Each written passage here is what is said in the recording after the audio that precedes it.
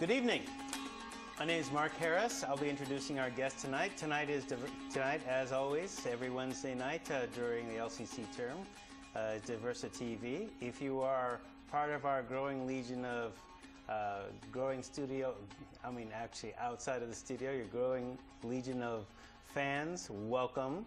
If you are just tuning in for the very first time, welcome back. We have a great show for you tonight. At Lane Community College, we often talk about transforming lives through learning. And in that spirit, tonight's show is basically looking at where learning takes place. So tonight we'll be talking about the theme, even though the general topic under DiversiTV today is class, and I'll be explaining what class means. Class is in session. We'll be talking about from transition to transformation. Now, generally, when people talk about transition, for example, like in birth, that is the state when the baby is going from inside the womb to the outside world.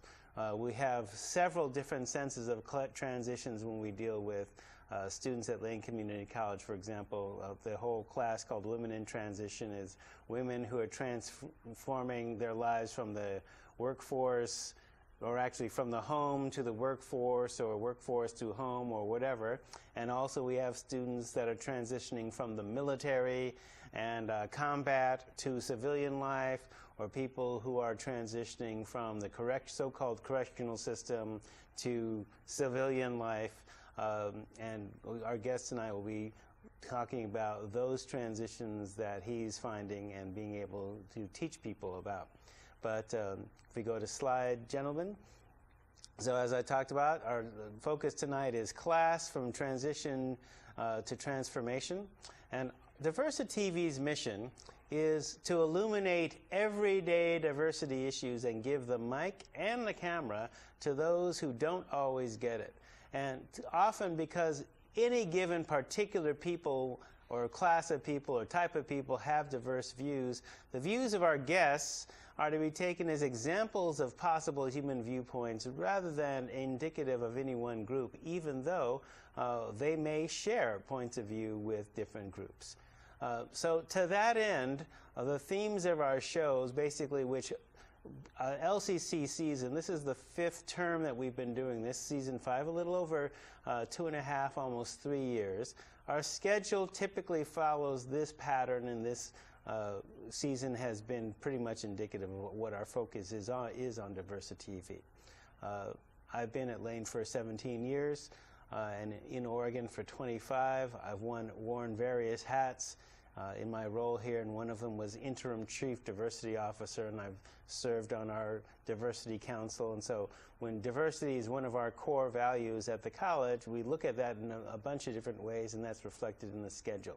So usually, because we're on Turtle Island, I basically focus on, the first show's focus is always on Native Americans.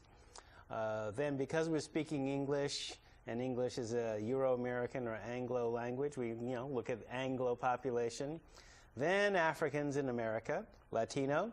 We've done a Native Prison Art show this season. We're basically doing an intersection, gay, lesbian, bisexual, transgender, queer questioning, intersex, two-spirit was our focus a couple of weeks ago. Last week, or a couple of weeks ago, we were in a rerun. We rebroadcast Margaret Johnson Bales, who was a Eugene Olympian. Last week, being the holiday, we basically looked at Indigenous Thanksgiving, and we talked about that with Michael Samino, who runs the Ethnic Studies program here. This week, we're looking at class. Next week, we'll be focusing on spirituality, some aspect of spirituality and religion. Now, when we focus on class, from a sociologist's point of view or an ethnic studies point of view, one of the things we talk about, one way of understanding the whole issue of class is socioeconomic status. And what that basically is the intersection of social status, occupation, education, and income, where all those things come together. Now, we may say that we're a classless society, but that's not accurate because not everyone can become president. Okay, so even though the election of the first African-American president occurred, this is an African-American president who's a lawyer, a Harvard-trained lawyer. It's doubtful that he would have ascended to presidency without being from an Ivy League school and without making certain concessions, even though his background is not the usual one that we see in the president. So in terms of looking at that whole class status issue, then people can gain the illusion of social status through acquiring income and then acquiring status symbols that, you know, look like you have income. So a lot of people will mistakenly acquire that kind of money. So when money is equated with power, where power is a way of becoming effective, what you don't learn is the hidden rules that come with that particular form of power. So one of the things that happens, especially with underground economy sources of income, funny money comes in but goes out quickly. And you rarely can invest it, you rarely can learn the wisdom skills that come with that particular form of power. So if you acquire money through any means necessary, and basically that's one of the lessons that you get in America is, you know, rich is better than poor and more money is better than less. You might not necessarily learn the rules of that particular form of power. So our guest tonight, as you would say colloquially, has a PhD in the School of Hard Knocks, so to speak, but he would say, more accurately, if he had known better, he wouldn't have wasted his time on street time. So please welcome with me Mustafa Moore, who's a human services major here at Lane Community College. Welcome, brother. Welcome. Glad to be here. Thanks for inviting me.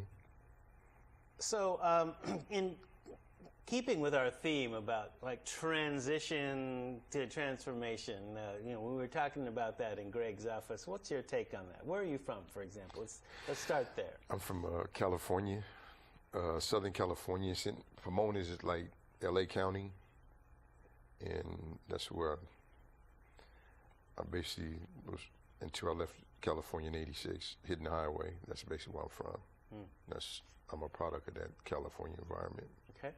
So what brought you to Oregon and Eugene and LCC?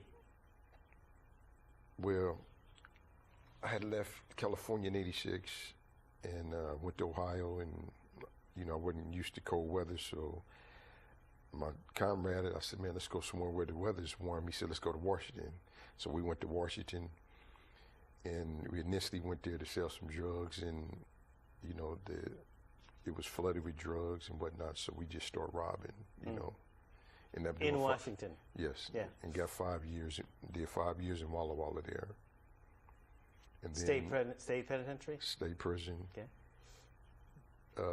Got out in '92, and I came here, and it seemed like it was virgin territory in Lane County, so I started selling dope again. Virgin territory? Yeah.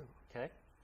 And ended up getting 10 years, and during my 10 years, you know, I did a lot of reading in California, you know, but during my 10 years in Oregon, you know, I started reflecting within. You know, I think a lot of my reading in California was directed outwards, angry because of the racism, you know, because California is a real racist environment, especially the prison system. But when I got here, I started looking within. And I started listening to some of my homeboys, got their back up against the wall, meaning that they never getting out of prison, and they led me into the mindset of a lifer. And you know, I kind of in the Oregon system. And this is the Oregon system. Yeah. And then, you know, combined with my reading and whatnot, you know, I was in prison physically, but emotionally, I kind of just stepped back and separated myself, and I would begin to say, this isn't where I want to be, you know, and doing. You know, I'm self-educated, and you know, spend most of my time in isolation. And I did a lot of reading. I don't want a book. I mean, I don't want a TV. I chose to read, and I realized that I was, you know, even though I probably thought I was a thug or a gangster or whatnot, I was really a victim. And I began to realize that prison is basically modern day slavery, and that's the way I begin to see it. And I didn't want to be a part of that, you know. And my thing was getting off in the human services. I want to touch the people this in the position I was in, right? Because I feel that if I had better role models, or if I was equipped with the knowledge, I wouldn't have made the decisions or took the path that I took. And I want to reach back to them and let them know that it's something bigger than being a dope dealer or a jacker or trying to get some fast money. So when you say, okay, prison is modern day slavery, right? So there are some people I could imagine what's going on in their mind. So I'm playing, shall we say, Legba's horse here, right? Or devil's advocate oh, well, you're paying your debt to society, right? Because, okay, you did the crime, you're doing the time, so they would say, well, that was a choice on your part, but, you know, you take a different view than that.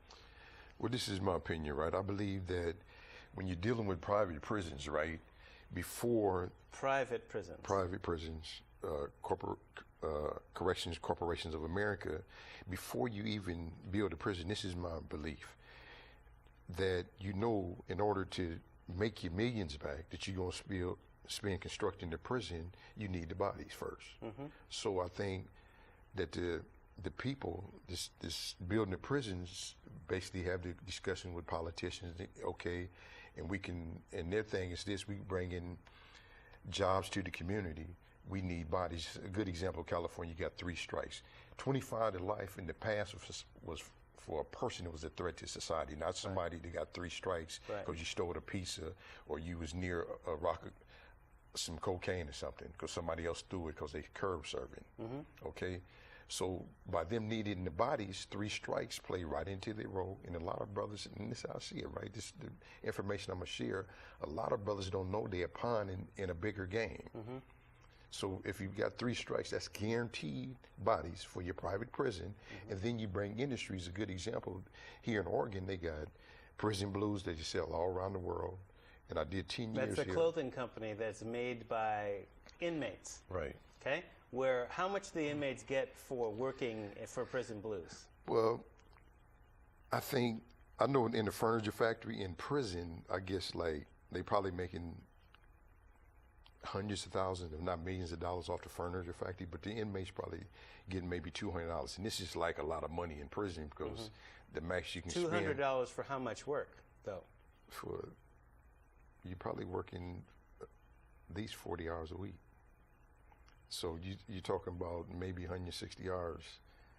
You're getting paid less than minimum wage, yes, way below minimum wage. So if you get a total of like $200 a month, maybe a little bit more, right? And then you get to buy the things you need in prison. Oh, you said $200 a month? $200 a month or $200 a week? No, about $200 a month. $200 a month. Okay. Yeah. So hear that. $200 a month for working a full-time job. Now, so let's contextualize that further to explode on what you were talking about. When you're talking about a corporation like, you know, Corrections Corporation of America and all their other offshoots, they do, in fact, build prison beds based on the achievement level of kids in, say, 3rd or 4th grade. Okay, so they can actually predict, for example, with, you know, for example, a significant number of inmates are going to be African American or a certain proportion, they can predict if an African American kid doesn't achieve a certain reading level by 3rd or 4th grade, is not at grade level, that person will probably A, drop out, and B, a certain percentage of those can and will be in prison. They can already predict that and do, in fact, build prison space based on the educational achievement of 3rd and 5th graders. Right? So they already know that a certain percentage, and so they're building prisons now to house a population that will arrive, right? So when Angela Davis and others refer to the prison industrial complex, it is in fact big business, okay? And when you're talking about, you know, prison being modern day slavery, well, certainly when we study the Oregon Constitution, where, okay, we're eliminating slavery, but if you're here, you know, And if you're here as an African American, you remain in the state, even though you're a citizen of the United States, this is from the state of Oregon, you remain in Oregon, we can arrest you. Because we've eliminated slavery. We can arrest you because you're a criminal now. And then you have to remain here and work off your debt. You can be sold to the lowest bidder until you pay off your service to them, right? And so that then becomes the 13th Amendment to the U.S. Constitution, where, again, we eliminate slavery, but unless, involuntary servitude, unless it's for a conviction of a crime. And then one of the things that we see, what's a crime? Well, in Mississippi, if you're black and you own land, that's a crime, or other such things. So, for example, then 3 strikes or you're out, all right? So if you do commit certain crimes, no matter what the level of crime is, if you commit a crime 3 times, boom, you're in for life, which then fills a prison bed, which means then that becomes a revenue stream in terms of the correction department, right? And so even though it may cost you, cost the state, say, $80,000 to house you, right?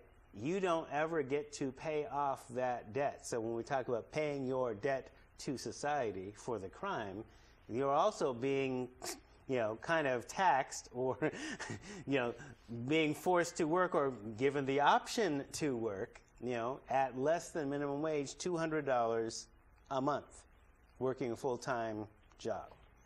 So that's when you're talking about slavery, involuntary servitude. Right? And I think they stored in the policy, and they stored it in California. And I talk to people in prison here where if you don't want to work, you basically have no privileges.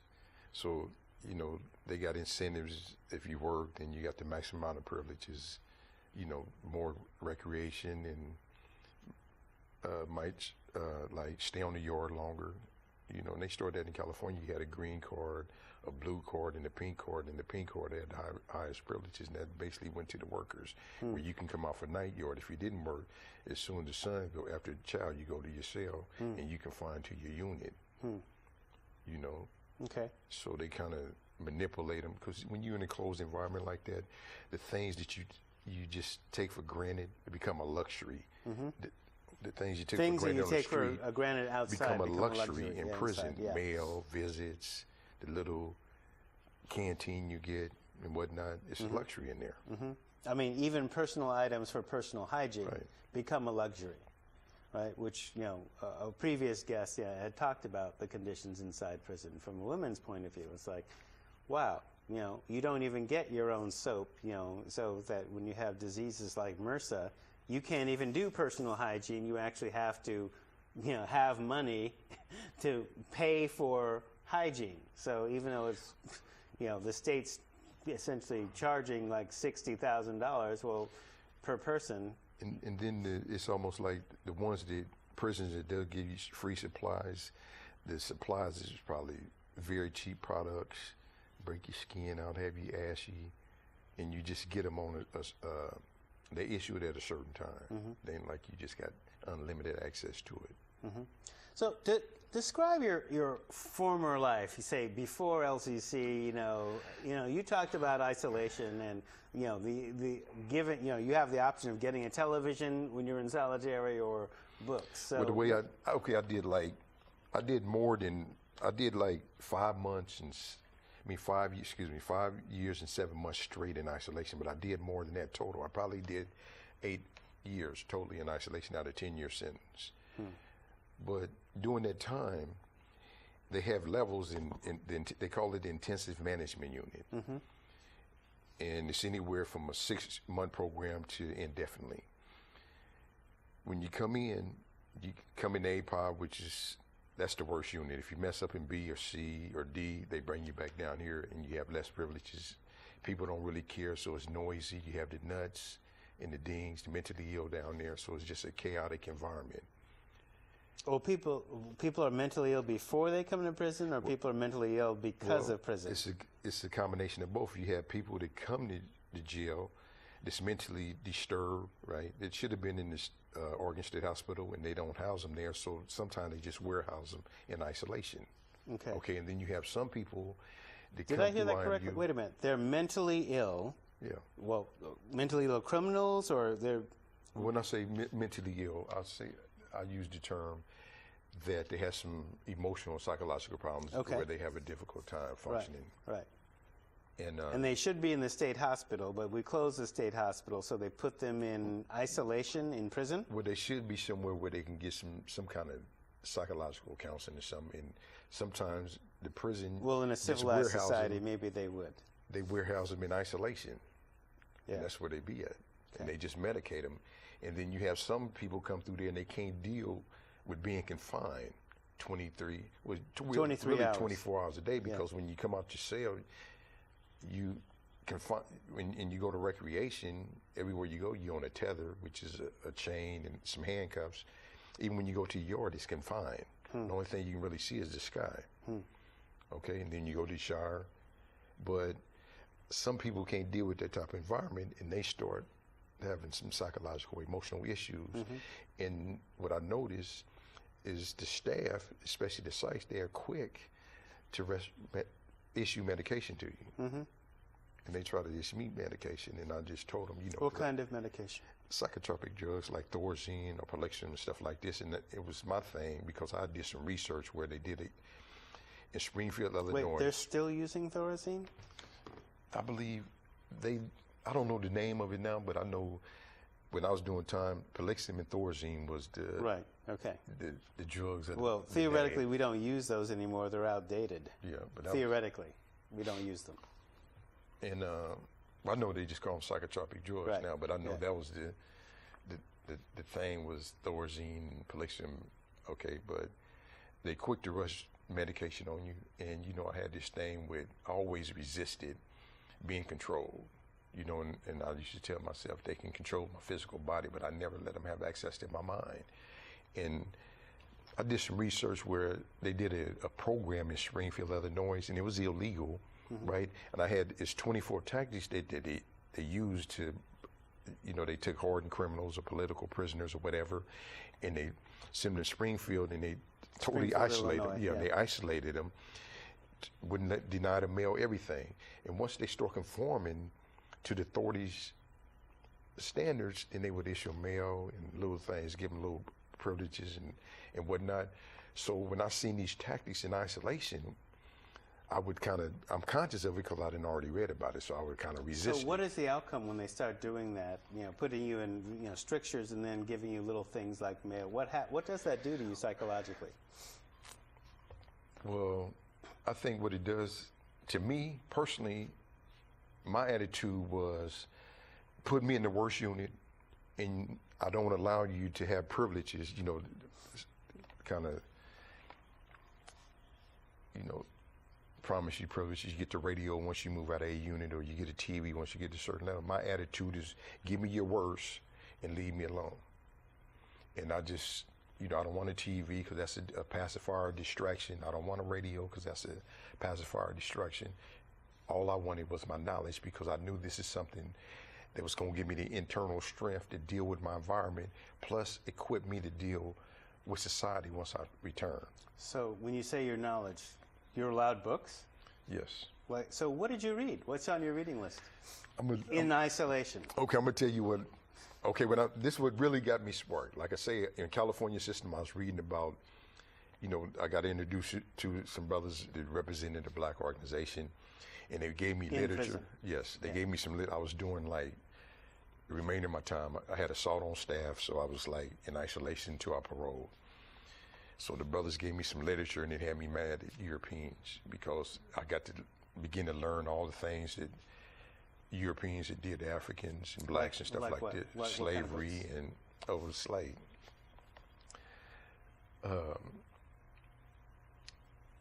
I was reading books about things that was basically happening to the Panthers, and I was reading the books on COINTELPRO, and got to reading about books dealing with slavery and Nat Turner and stuff like this. Okay, all right. So basically, use standard stuff from a Black history bookstore. Right. Yeah, because if you're talking about COINTELPRO, in case the audience doesn't know what COINTELPRO was, a program by the U.S. Intelligence Service, primarily the FBI, basically whereby they did surveillance on not only black power groups, but also Martin Luther King. And one of the stated goals of COINTELPRO in terms of doing surveillance, wiretapping, infiltrating the organizations, et cetera, was to prevent the rise of a, quote, black messiah, okay? So when they're doing surveillance on Martin Luther King or Malcolm X or the Panthers or whatever, it wouldn't be necessarily just focused on their political activities. It would be also disrupting their pro-social activities too.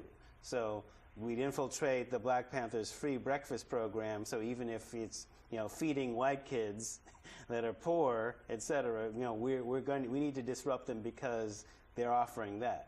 If the Panthers are having a free drug treatment program to get all people, all addicts off of heroin, we need to disrupt that too. So that was what COINTELPRO was about, to prevent the rise of a quote-unquote black messiah. That is not only a black person that could unite black America, but also create an agenda beyond that. Now, COINTELPRO theoretically ended at a particular time, like theoretically the 70s or 80s, but there is some question as to whether that was. So reading about that in prison, reading about Nat Turner, and as you were saying, talking about, okay, I read the kind of things that made me angry at Europeans, so, well, here you are.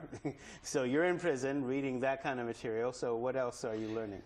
Another thing, once I got to the Washington system, I got a hold of, and this really sparked me, the great dialogue of Plato. And I was just amazed by how they just go into deep thought and, you know, like get to pondering things, and then they come up with these ideals. And I was just said, man, it's the mind that powerful. And I just, knowledge has just been my thing. So you knew Plato was probably white, right? Yeah. Okay, so. You know, and I was just sparked about, you know, and then I read about Socrates and the symposium when they sends him to death because he just used his knowledge and he changed people's perception. And the people in power, what their term was, well, you corrupting the youth or whatnot, you know. And I kind of admired how he stood on principles where they was going to allow him to lead the country. And he said, no. You know, he said, if I should speak on something and your behavior is inappropriate, you should consider it and maybe change your behavior. Don't silence me through death. You know, but I got sparked from there. And then from there, I just went, it's almost, it's unlimited what I read. I don't agree with Hitler, but I read because I just want to have a perspective. You read Mein Kampf.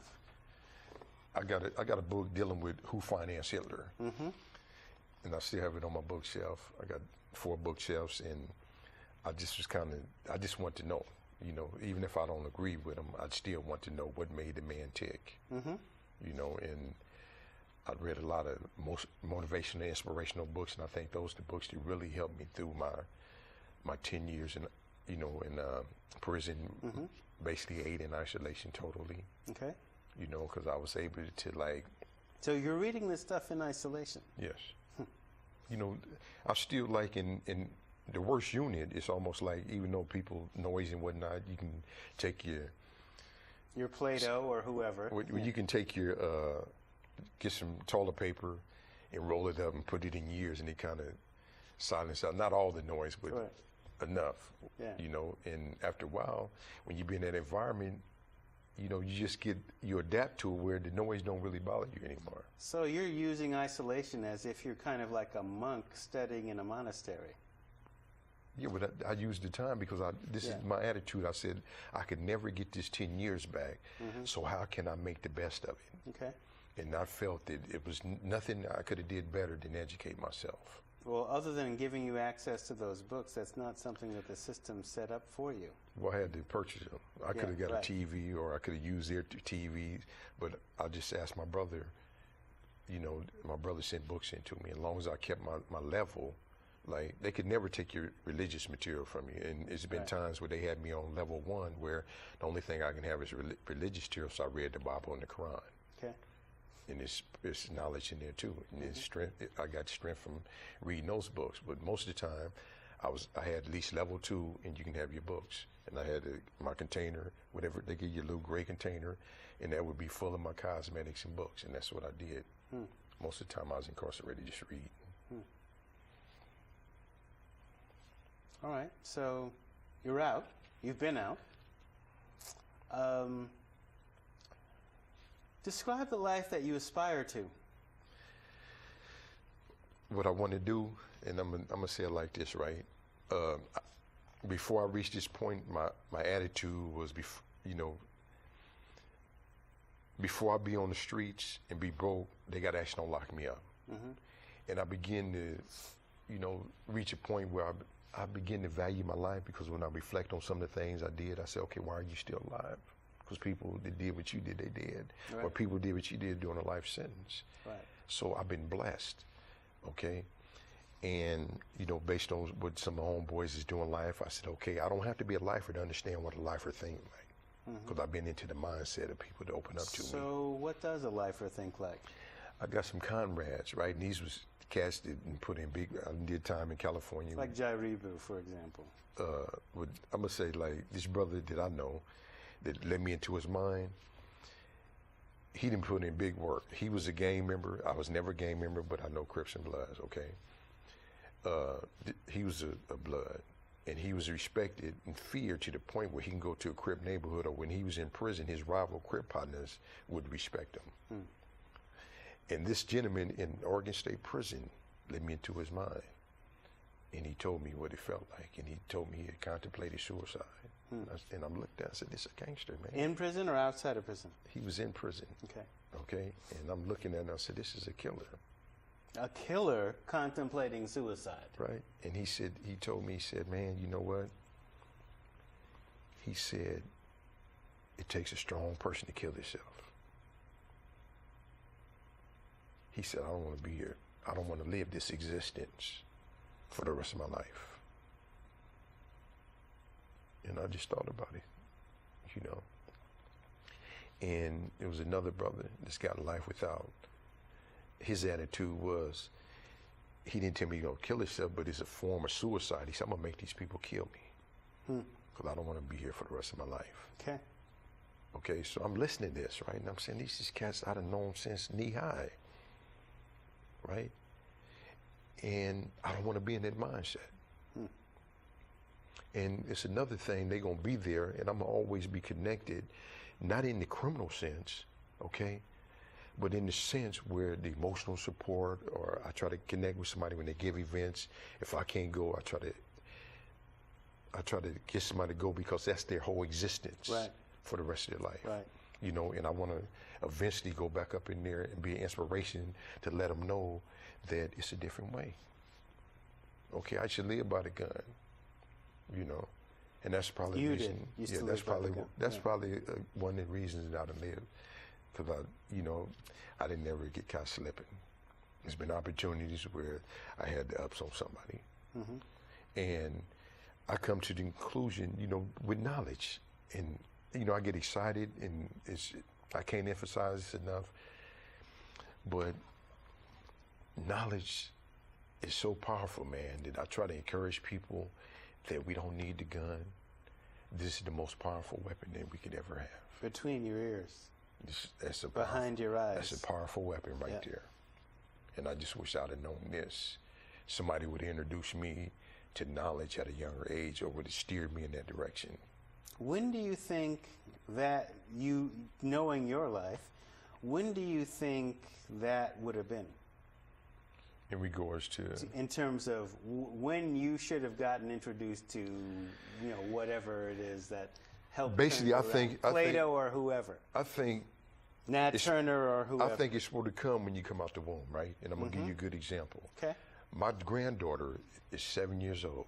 Okay, and I emphasize, my daughter was mad at me because I've been incarcerated most of her life.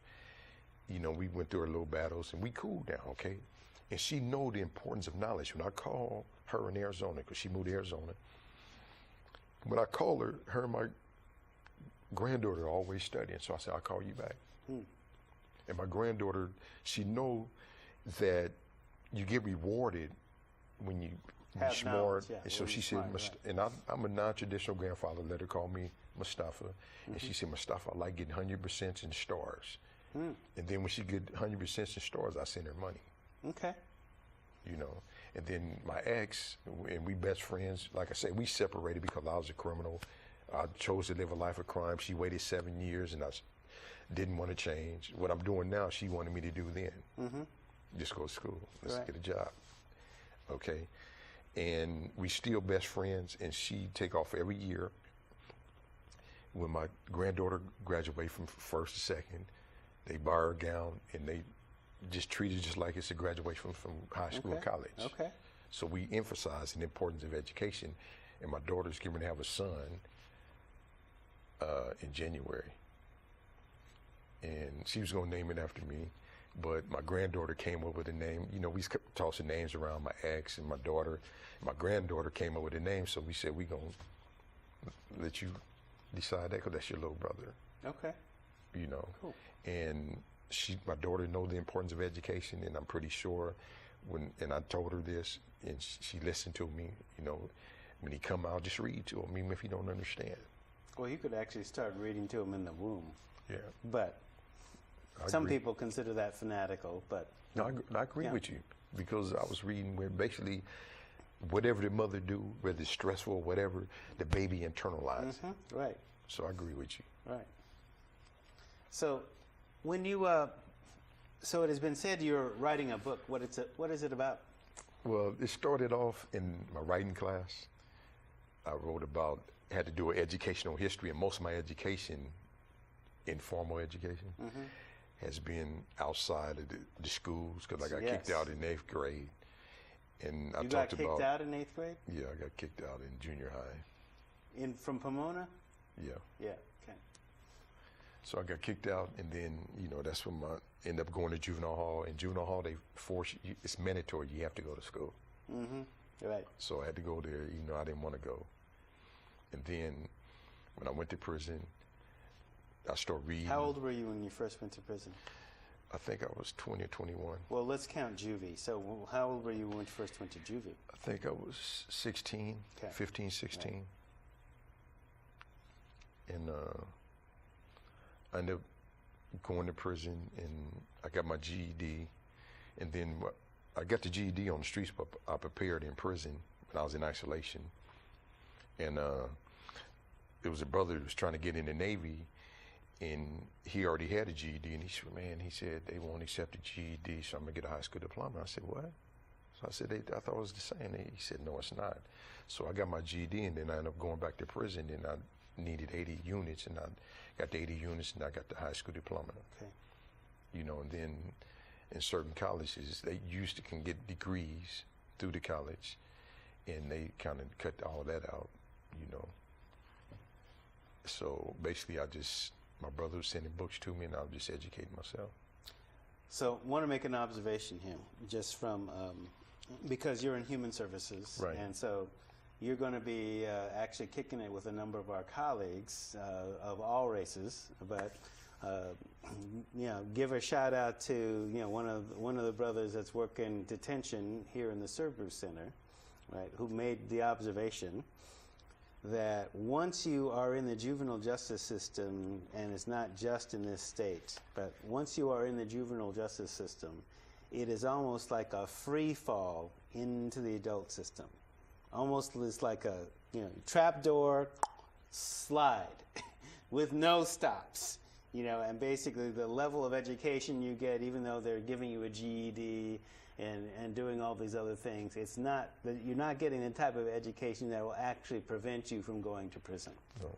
Not at all. And I think what really helped me is me educating myself. Yes. And it kind of gave me the tools not to just deal with that environment there, but to deal out here. And I still get help from people on the college campus, because going from that environment to this, sometimes how do you conduct yourself? Mm-hmm. I don't know. So people have to teach me. Right. Yeah. Because, one, you wouldn't learn in that particular education system, that's outside the educational system, because a lot of times you won't learn that. You won't learn those little socialization skills. and you know, it's almost like I think and I have to, I think I'd have made a lot of progress. You know, I still got a long way to go. Certainly the staff here have noticed that. But, yeah. You know, I think I'd have made a lot of progress in my life. And I think when I first got out, some of my comrades in California, when they heard I was working and going to school, because I kept a job up until I was in a car accident, like passenger in a vehicle, and broke my hip, my wrist, and my knee. But I basically kept a job, and I stayed in college. And when I first That's started amazing to them. going to college, they was like, hold up. They couldn't believe it at first. Like, no, not him, because they had a certain image in their mind. No, not him. Yeah, okay. Of who I was. Right, yeah. You know, and then I think that those changes I made kind of influenced other people, because I got some relatives and whatnot, just talking about going to college and being gang counselors, or, you know, I got some younger brothers that told me they respect me, and, you know, they admire me for the changes I made and whatnot. So, you know. This book. So in the book, I'm going to just basically talk about my life, you know, from what I call it is from a life of destruction to a constructive life, where I'm trying to reach others and hopefully prevent them. You know, I never feel it's too late, but I think it's best to try to work with the youth and let them know that being confined to a life of crime or the inner cities, you don't have to be there, because it's a whole lot of brothers, you know, the Ben Carsons and the Gary Willie Grays and whatnot. He's a billionaire because he's a corporate attorney. Ben Carson is a brain surgeon to fly around the world. He came from extreme poverty and his opportunities. And was a gangster, you know, and goes from, you know, wielding a knife as a gang member to being a surgeon. And you know what I learned also, and I think this kind of, I was just like a time bomb. You know, I was just angry about the stuff that happened to black people. I'm angry about the police brutality. I'm just angry. And once I let that anger go, it seemed like I went through a form of therapy. You know, and I was able to see, you know, see the things better, have a better perspective about things, you know. And at one time, I was stuck in a mode where I was so angry, and this came from my California experiences, because there's so much racism, right, that I couldn't see a European as a potential comrade. You know, but once you see, your mind's not clouded by emotions and that anger, you begin to see what the full picture, and it's not necessarily, you focus on the complexion, but it's really the mindset that determines who a person is and what they represent. You know, and I didn't have some instructors here that I seen the man. It amazed me, because he just put facts. He's similar to you. He just like, you just put the truth out there, and he was white, and I said he's putting the truth out there about whites that made some students uncomfortable, and they just left the class. Like what? He was basically saying he'd get tired of the white students complaining about affirmative action. He said, what happened to the 400 years of slavery? He said, this is a white professor saying this. Is a white professor. Yeah. And he said, people are angry at me because I encourage my students to think. He said, just because something is, don't mean it's right or it benefits you. He said, I want you to think and question everything. He said, that becomes a problem to people. You know, and he talked about, he said, I don't want to hear about no affirmative action. He said, that's 35 years. And he said, this white women benefit from that. He said, but let's talk about Mostly, the 400 years. Right. He said the money just didn't disappear. It was passed down from generation to generation. So it was never a level playing field. And I seen that. I shook his hand. I said, man, I respect you because you similar to John Brown. You a man of conscience. Okay? Oh, let's illuminate what that is. I mean, because in case you haven't, when I say a man of conscience, the way I define that, right? Yeah. Okay. You're not basically motivated by race or whatnot. You're motivated by what's right. You stand on principles. Right. And that's how I seen John Brown. Okay, you could have probably had you some slaves, but you was a man of principle. You said the institution of slavery is wrong, and I'm gonna give my life and fight against it. Right. You give my life. You know. So John Brown was a white man, not a slave owner. He was a white man that gave his life, fought against the institution of slavery, and I seen this instructor as a man of conscience. Okay, where this is wrong. Okay. and I'm against it. I don't care what direction it can become from the white perspective, the black. I'm against it because it's wrong. Right. And what he's pointing out is, and what you alluded to, and that's why I wanted to expand on that just for a second. The profit on each individual slave is 1,500%. Okay, over the lifetime of a slave. So let's say you purchase a slave for $800 in the 19th century. Okay, so that means over the life of that slave, you could make $1.5 to $3 million over the life of that slave from that slave's activities, that essentially getting free labor. So if you have more than one of those slaves, then boom, that's wealth in the form of real estate, power and privilege and stuff like that that you can pass on to your descendants.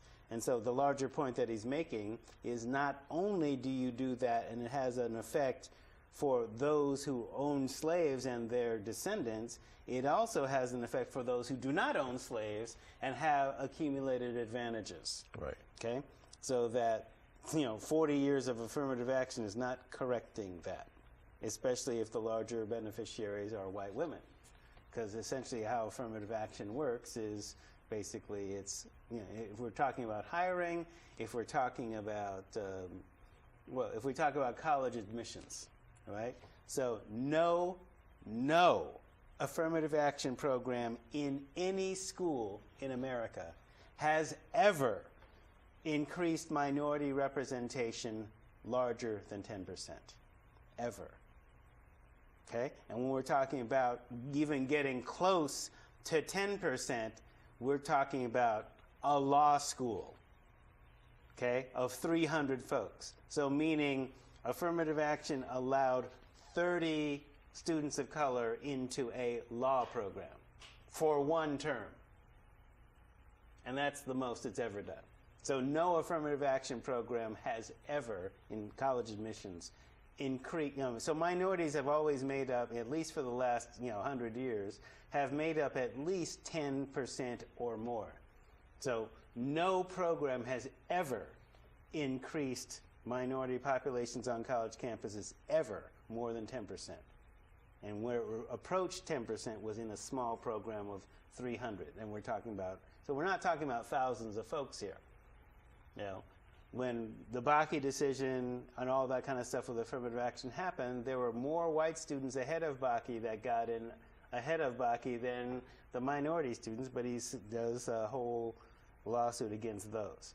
So when we look at, your educational system outside of the educational system, you were able to make it because of a program of self-education and self-improvement.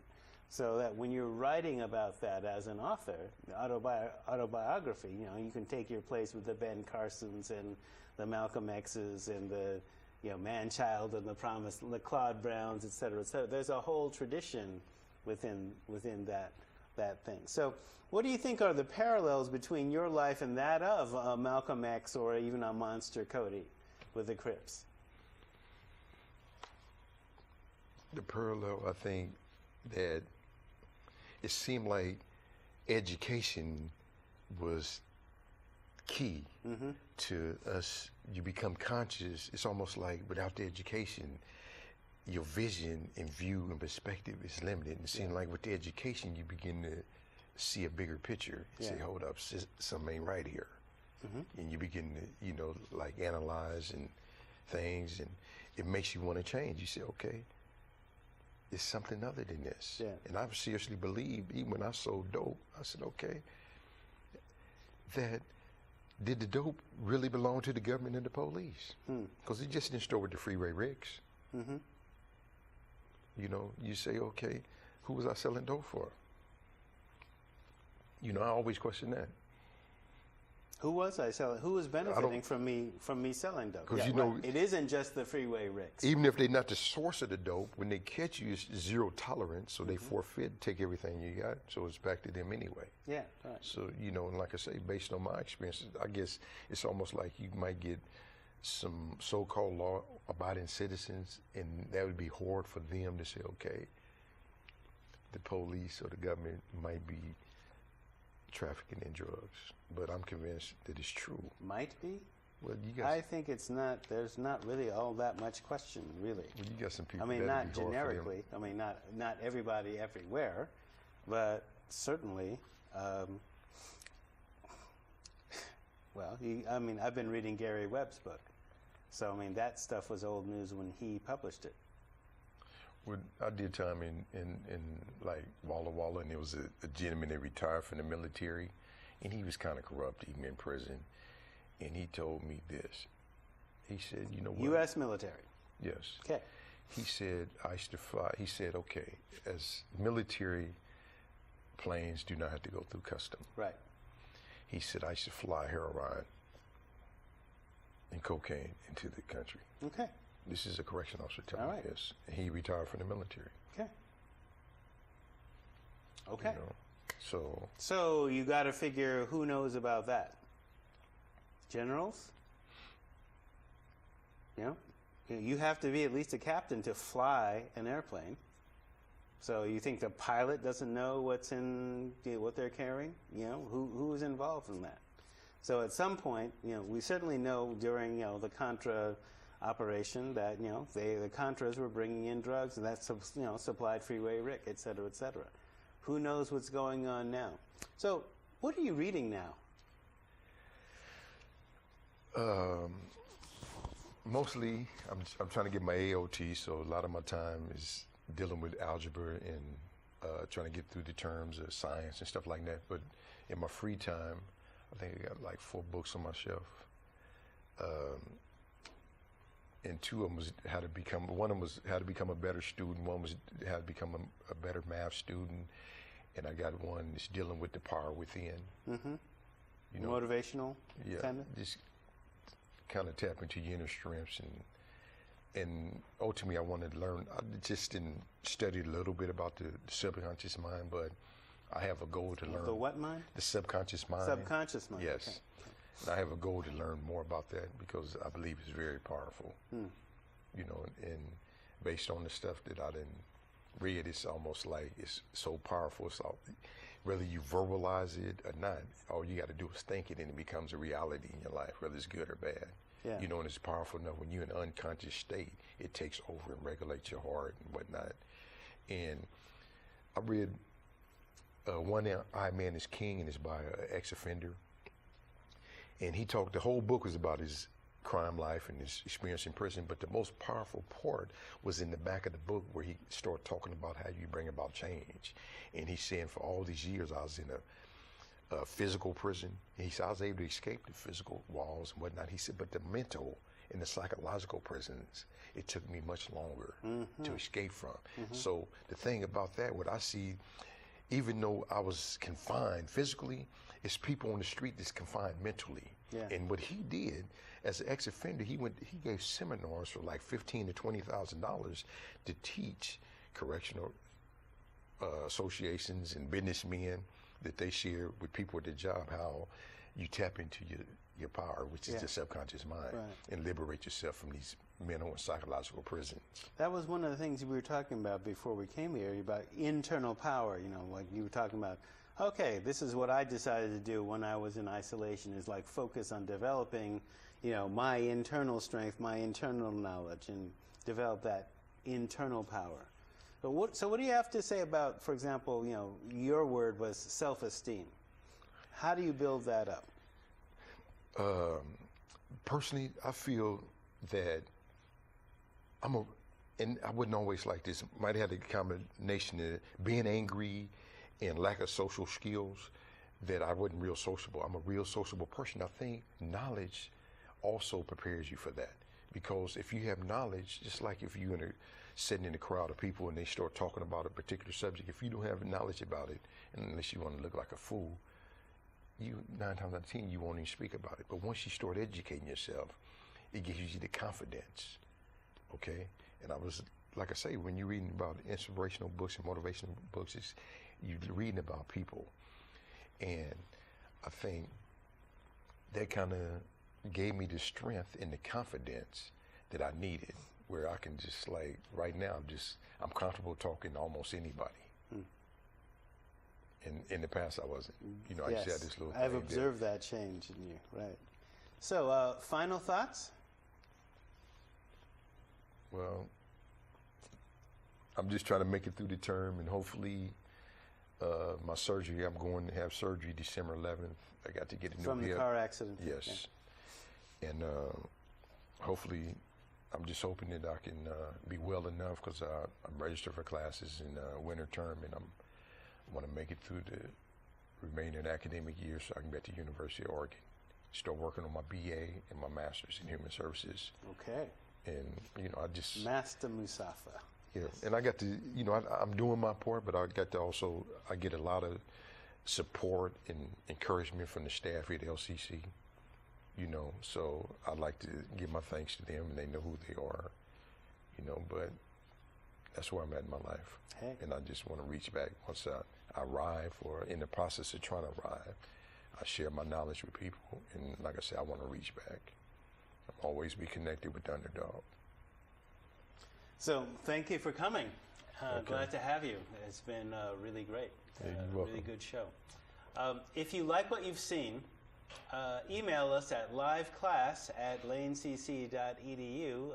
Put DiversiTV in the subject line, and tell us what you liked about this show or any show that you see. Tell a friend about this show and about our other shows that are broadcast every Wednesday night. From 6 to 7, and then rebroadcast at a particular time, which I don't have the schedule, but they are rebroadcast because I hear from people who say, oh, I saw you on TV. So next week we'll be looking at spirituality and religion, still lining up guests for that. This has been DiversiTV. Go well, stay well.